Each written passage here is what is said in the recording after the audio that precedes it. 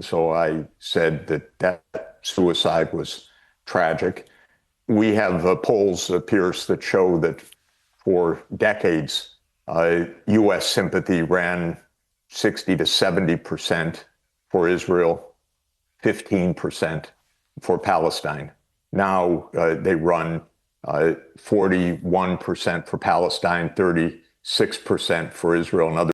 Hey everyone, welcome back. Genuinely glad you're here for this one because this might be one of the most intense conversations I've put on this channel in a while. So, what you're about to watch is Piers Morgan sitting down with Professor Jeffrey Sachs, a senior United Nations advisor, in the middle of a war that the whole world is arguing about. Jeffrey is not holding back. He is making the case that this conflict was never inevitable, that the justifications being used don't hold up under scrutiny, and that the economic consequences are going to hit people who had absolutely no say in the decision. And then on the other side, you have the pro-war voices pushing back hard, insisting this was not just necessary but overdue.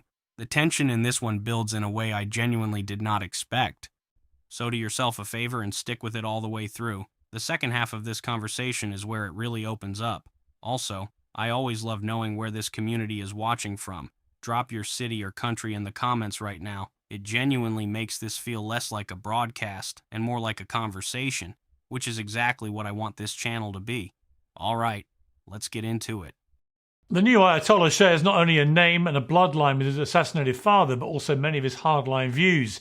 America and Israel are sworn enemies. Dissent and protest must be crushed. Weakness and chaos in the region makes its neighbours easier to control. It's therefore no surprise, under current circumstances, that Israel says it will kill the new Ayatollah and the one after that.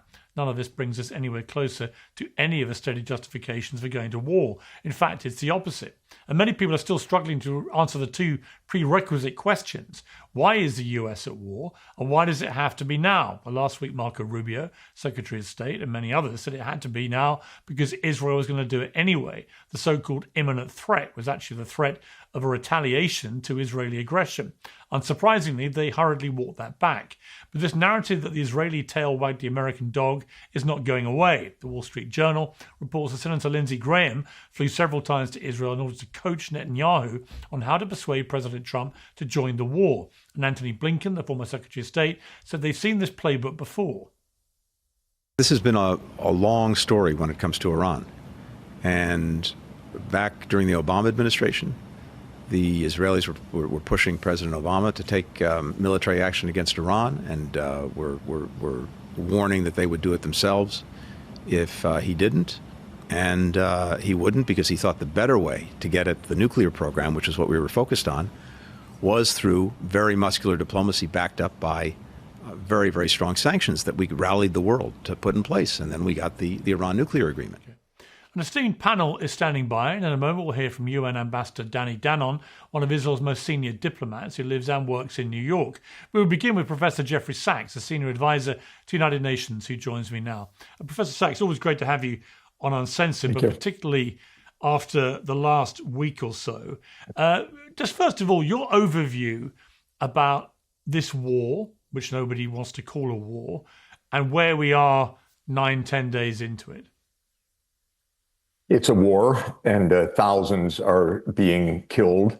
Israel and the United States are carpet bombing Tehran, and there's lots of death. Schoolgirls being killed, a bloodbath underway. At the same time, the world economy is about to go into one of the biggest crises in the modern period, driven by the complete collapse of oil supplies coming from this region, a predictable consequence of the Israeli-U.S. aggression. So this is a calamity. This was a war of choice. Benjamin Netanyahu stated publicly last week in a tweet that this moment fulfills a dream of 40 years. This is the moment that changes everything, because Piers Morgan, not an activist, not a protest page, the host, looked straight into the camera and said it plainly. None of this brings us anywhere closer to the justifications that were offered for going to war. In fact, everything playing out in real time is pointing in the opposite direction. when the person running the interview is the one asking, "Why are we even here?" That tells you something fundamental is wrong with the case being made. And here's what most people missed. The stated reason for acting now wasn't actually about stopping a weapon. Piers laid it out directly. The so-called imminent threat was framed around the fear of a retaliatory response to prior military action. Read that again. The urgency wasn't triggered by new intelligence. It wasn't a countdown.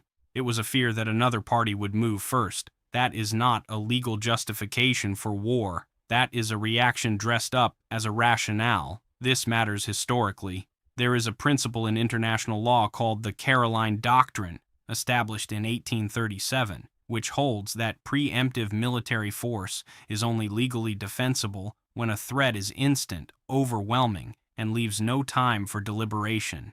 Analysts and legal scholars who have reviewed the public record widely agree this situation did not meet that threshold. The fact that the justifications were walked back so quickly suggests those making the argument knew that too. Then Jeffrey Sachs, senior United Nations advisor, said it plainly on live television. This was a war of choice. Sit with those 4 words. Not necessity, not survival, a choice, made by specific people, for specific reasons. And the global economy is already absorbing the cost of that choice before there's even agreement on why it started. Benjamin Netanyahu told us in a tweet last week, this fulfills a dream of 40 years.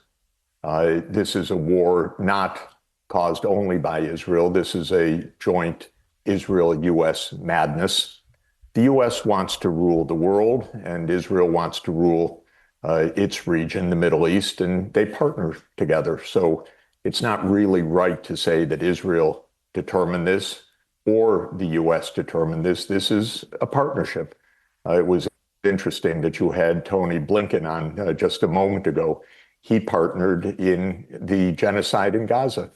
It was the same with his administration, a U.S.-Israel partnership that goes back decades. It has created a disaster around the Middle East, absolute disaster from Libya to Iran, with many countries desolate and destroyed in between. And it now will create a disaster for the whole world. I know you're going to have Ambassador Danny Dunn on after me. He represents, in my view, a government that is doing more damage to the world and to humanity than any other government. He doesn't like my saying that, but that is actually the point, together with his partner, the United States. Both of them are rogue nations led by megalomaniacs, creating havoc for the world completely unnecessarily. Well, you actually confronted Danny Danon at the UN. Let's take a look. Mark my word, every place, every time, whatever people. And I'm doing Master and Auschwitz. Those are your 2 ideas. Very clever. And you can join Suicide. Suicide. You're welcome. No, it's suicide. You're welcome to support Iran. Destroying Hamas and Hezbollah. You can fly there if you want.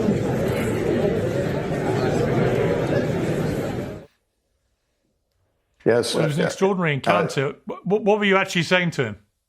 I was saying that Israel is committing suicide because it is destroying any remnant of sympathy or empathy in the United States and all over the world. So I said that suicide was tragic. We have polls, Pierce, that show that for decades, U.S. sympathy ran 60 to 70% for Israel, 15% for Palestine. Now they run 41% for Palestine, 36% for Israel. In other words, the American public is on the side of Palestine, and that's going to grow dramatically. What's going to happen, whether Mr. Danon or his colleagues like it or not, the world is going into a profound economic crisis in the coming weeks and months. And this is Israel's choice. Israel set this off together with the United States. The world will pay a fearsome price for this delusion, and people will know where this came from. It's very, very sad. Very sad. It's suicidal for Israel. Here's the part that demands attention. Jeffrey Sachs, a senior United Nations advisor, referenced that public statement where a sitting head of government described this military campaign as the fulfillment of a 40-year dream. If a leader frames a military operation in those terms, the natural question becomes, whose dream? And who was part of that decision?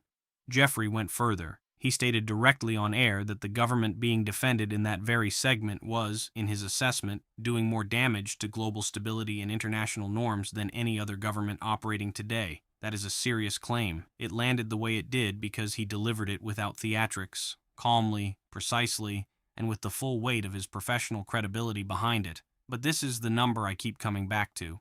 I had Jeffrey walk through a polling shift that is genuinely historic. For decades, not years, decades, public sympathy in America ran between 60 and 70% in one direction, with only around 15% on the Palestinian side. The numbers Jeffrey cited now show 41% versus 36%. Effectively flipped. The American public has moved, and when opinion shifts that dramatically, it rarely reverses quickly.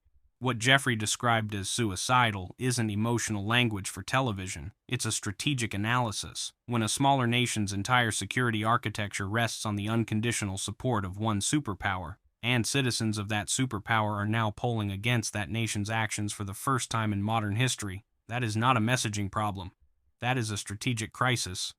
And the people defending this campaign either haven't looked at those numbers or they're hoping you haven't. Age hits you like a brick, and earlier than you think. It turns out that most men begin losing testosterone around the age of 30, about 1% every year. And even worse, a lot of what your body makes is blocked by proteins in the blood. Well, Mars Men helps turn back the clock naturally and free up usable testosterone. No needles, no synthetics, just real support.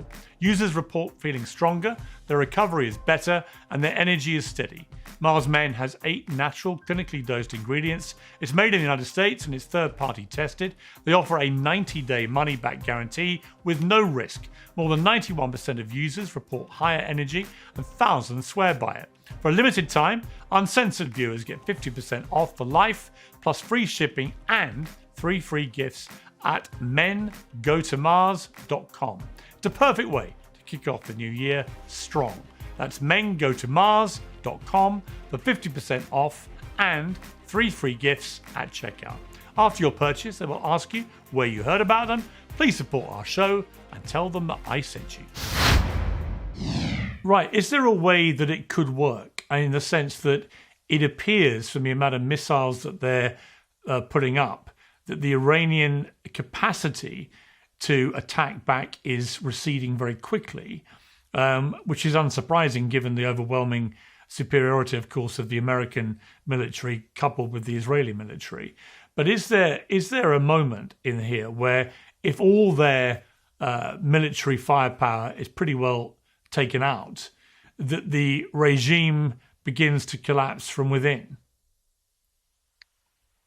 Look, I'm not able to answer any definitive military judgment, but the people who are opining on this around the world believe that that is not the case, that Iran has held together and will continue to hold together, has vast arsenals of missiles and drones, and we'll see, because this war is not ending in the next few days. And Israeli generals themselves have said publicly this could go on into the fall, and the American public is being prepared for a long war. So even the progenitors of this war are not claiming that this is about to be won.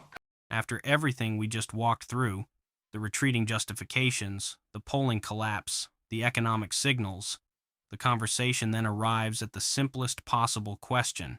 Piers asks it directly. Is there a scenario where military pressure builds to the point where the regime simply fractures from the inside? Jeffrey's answer was not what the case for this campaign needed to hear.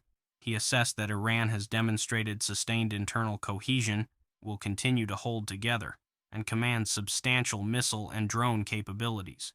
He wasn't speaking from political preference. He was describing the consensus read of analysts following the conflict closely. Then came the line I think matters most in this entire segment. Jeffrey pointed out that Israeli generals, not critics, not opponents, the generals running this operation have publicly stated this could extend into the fall, that the public is being prepared for a long war. Let that land. The people who launched this are already telling their own population to settle in for months. Jeffrey's closing point was precise. Even the architects of this campaign are not claiming victory is near. Think about what that tells you. When you initiate a military operation and within days, your own planners are not projecting a clean outcome, the question of what the original plan was becomes unavoidable. This isn't hindsight. This is the decision makers themselves, in real time, signaling that the outcome is uncertain. And that uncertainty carries a cost, paid in lives, in economies, instability that takes a generation to recover. The boldest decisions in history look inevitable in retrospect. This one right now does not look inevitable. It looks like a high-stakes gamble, and the people least equipped to absorb the consequences of losing that gamble are not the ones who made the call. What do you think? Drop your thoughts in the comments. Like and subscribe if this kind of breakdown is useful to you, and I'll see you in the next one.